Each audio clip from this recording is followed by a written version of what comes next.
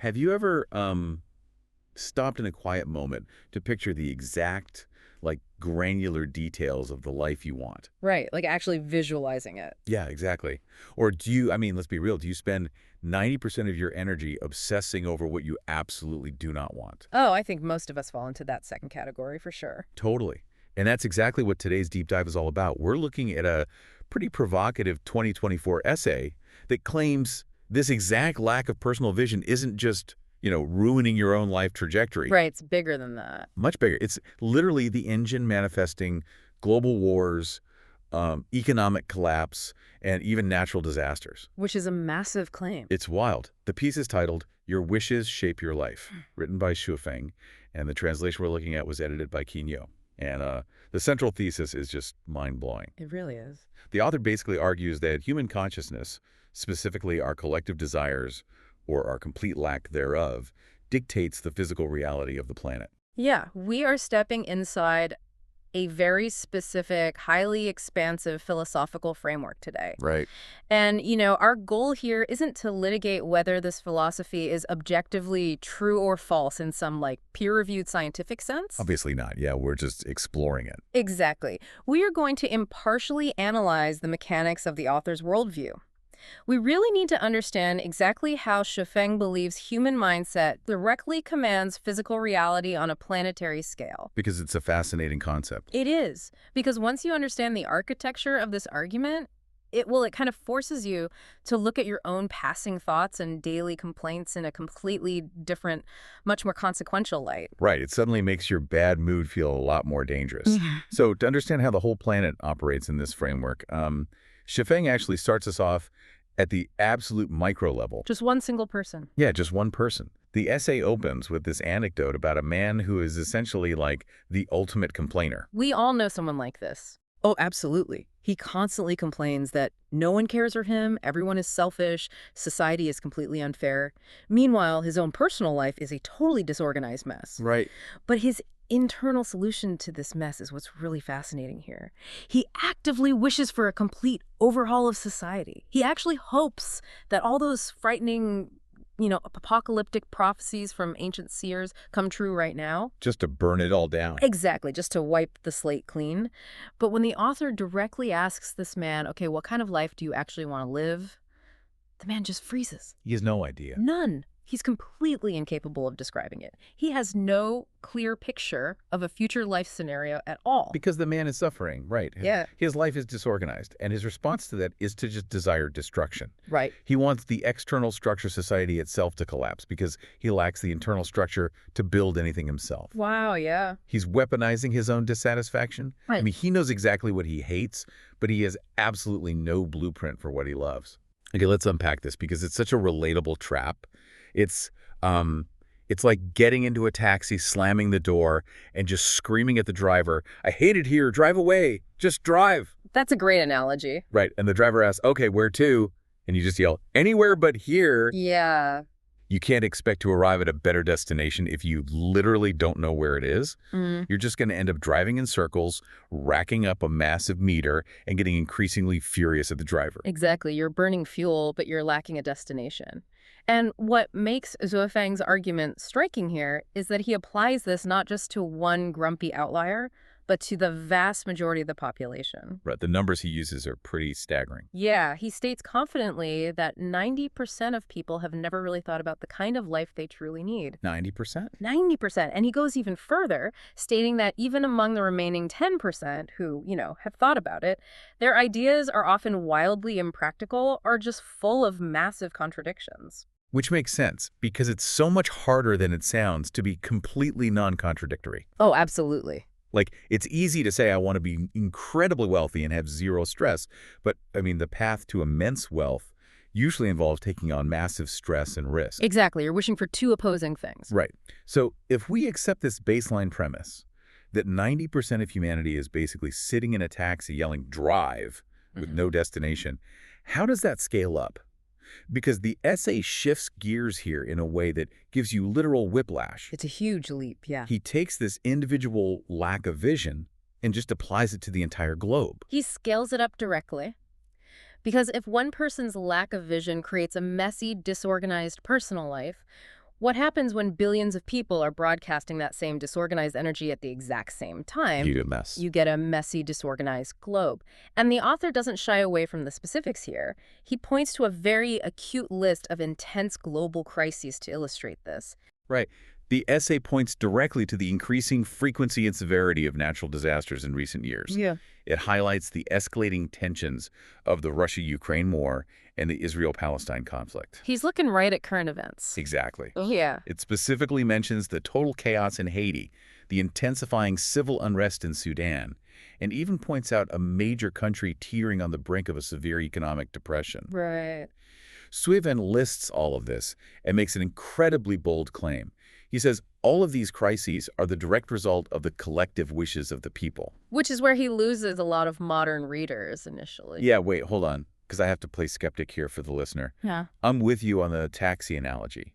I totally understand that if I have a toxic, complaining attitude, I'm going to ruin my own day and probably ruin my career trajectory. Sure, the psychology checks out. Right. But Suiven is saying my bad attitude literally causes a hurricane, or the civil war in Sudan, or an economic depression. Yes, he is. You're going to have to walk me through the physics of that, because right now it just sounds like magical thinking. There's a massive causal gap there for us. Okay, if we connect this to the bigger picture, to bridge that gap, we have to look at the specific metaphysical mechanics the author is utilizing. Okay, let's hear it. Shuofeng isn't speaking metaphorically.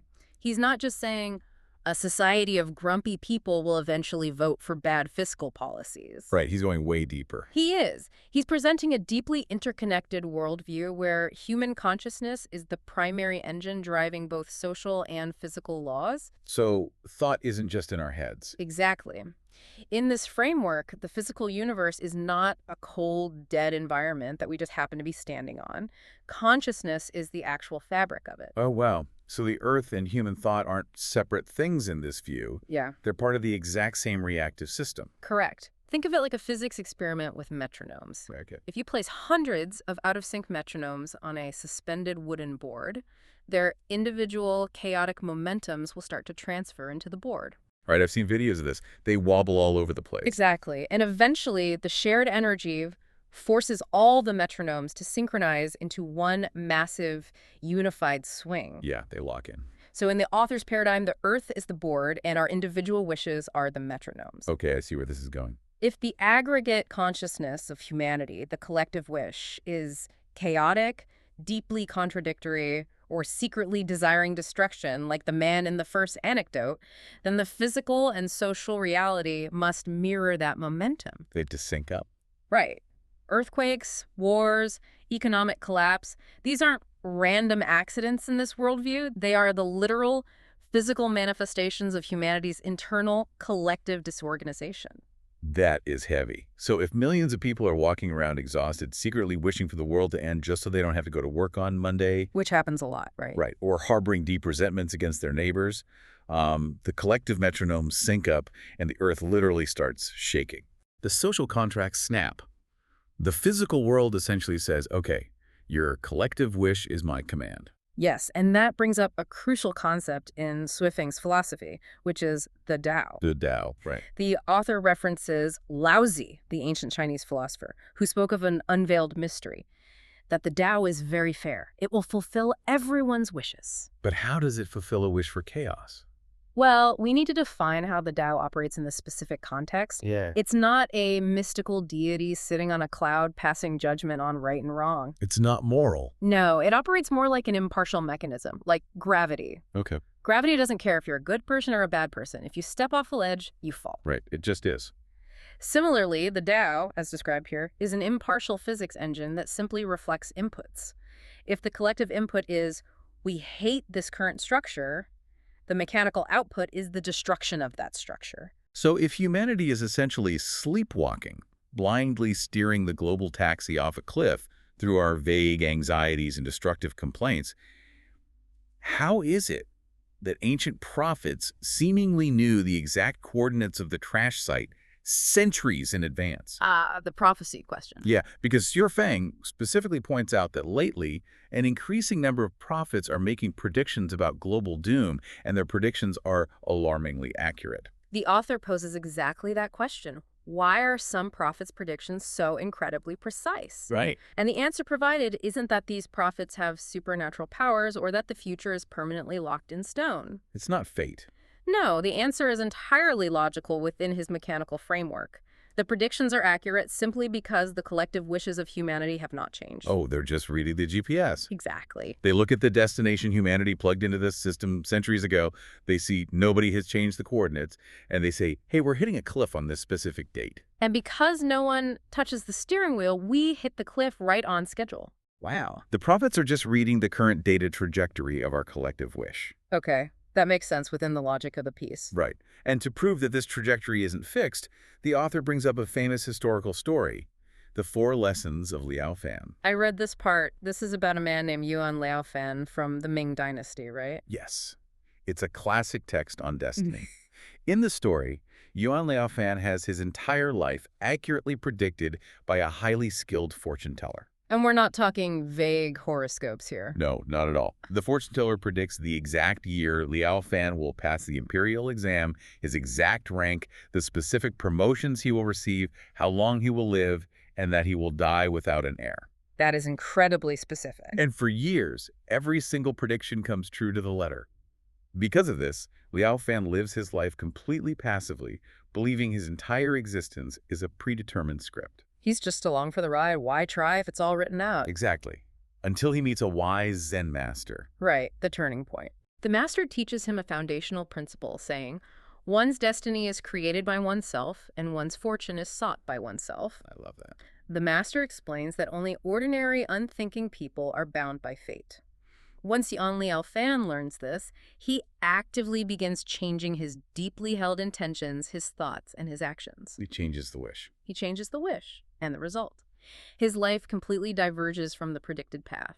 He has a son, he lives decades past his predicted death date, and the fortune teller's seemingly ironclad predictions go totally bankrupt. I love that phrasing, bankrupt prophecies. Ah.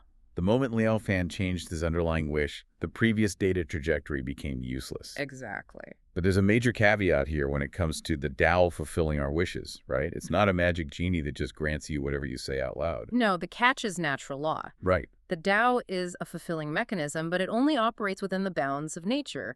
Your wishes must comply with natural laws to manifest. And Su Feng uses this brilliant example to illustrate this limitation.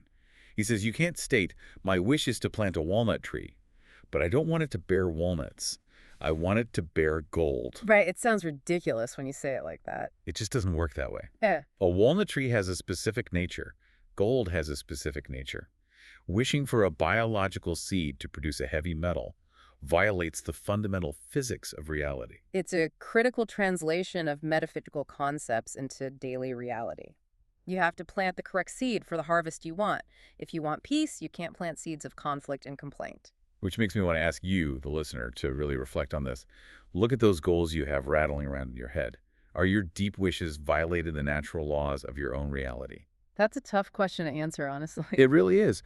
Are you wishing for a deeply connected, loving relationship, but your daily behavior is planting the seeds of constant criticism and complaining, like the guy at the very beginning of the essay? Yeah. You can't plant a walnut tree of complaints and expect it to bear the gold of a happy life. That highlights a fascinating tension in the essay between determinism and free will. How so? Well, on one hand, you have a deterministic universe. If the collective wish is chaotic, natural law dictates that chaos will physically manifest as disasters and wars. The prophets see it coming clearly. Right. The metronomes are out of sync, the board's shaped. But on the other hand, you have radical free will. The prophets aren't seeing an inescapable, locked-in fate. We are the ones driving the car. We can change the destination. Exactly. If we change the wish, we change the trajectory, and we bankrupt the prophecy. The power is entirely in human hands, but that means the responsibility is too. Which brings us to the climax of the essay. Having established exactly how this mechanism of destiny works, how individual vagueness aggregates into collective wishes, which then manifest as global physical realities governed by natural law, the author delivers a final warning. Yes. And a very specific proposed architectural solution for humanity. The warning is stark. Xu Feng states plainly that if our underlying wishes do not change, then the laws of social development will not change. Nothing gets better. Right. The natural disasters will intensify, Human society will become more turbulent and unstable, and all those frightening predictions of the prophets will inevitably come true. It's a mechanical ultimatum based on the physics he's laid out. It is. But the solution he offers is highly specific. Yeah, this part was super interesting. The author claims that if our wishes change, specifically if humanity shifts its collective wish towards what he calls Schweffing-style communism, then the whole paradigm shifts. Okay, so let's explore that. He claims the natural disasters will gradually subside. Humanity will move towards peace, and everyone will live a heavenly life. All the doom and gloom predictions of both historical and contemporary prophets will completely fail. To understand why the author proposes this specific system, we have to look neutrally at the mechanics of his argument, right? Yes, we're not endorsing the politics, just examining the theory. Exactly. Schweffing posits that traditional societal models run on competition, ownership, and individualism. Within his framework, those elements are the exact things fueling the contradictory desires we talked about earlier.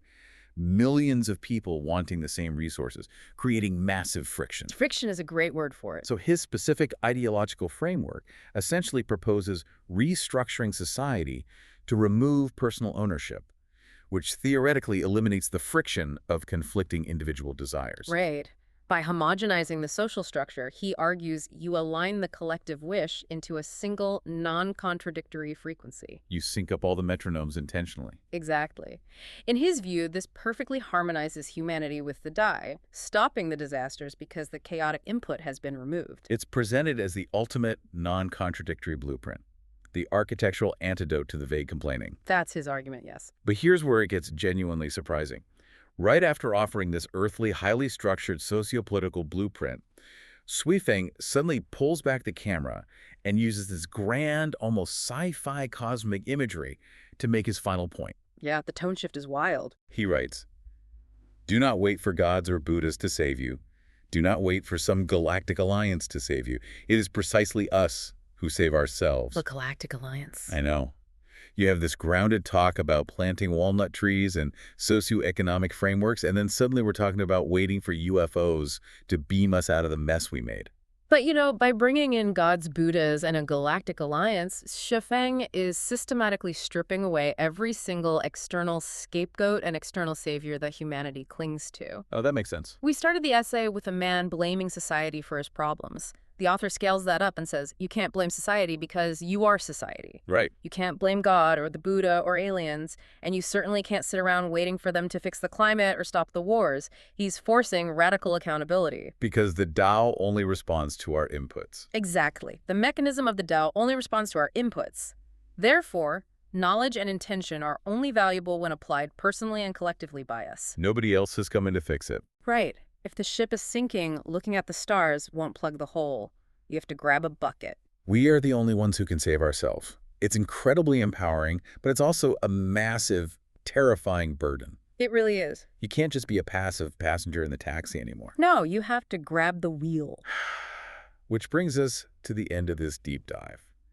We've covered a huge amount of ground today, traveling from one grumpy guy's messy living room all the way to global geopolitics, natural disasters, and the fundamental physics of the universe, according to this essay. It's quite a journey. But the core takeaway, the one thing you need to carry with you when you turn this off is this.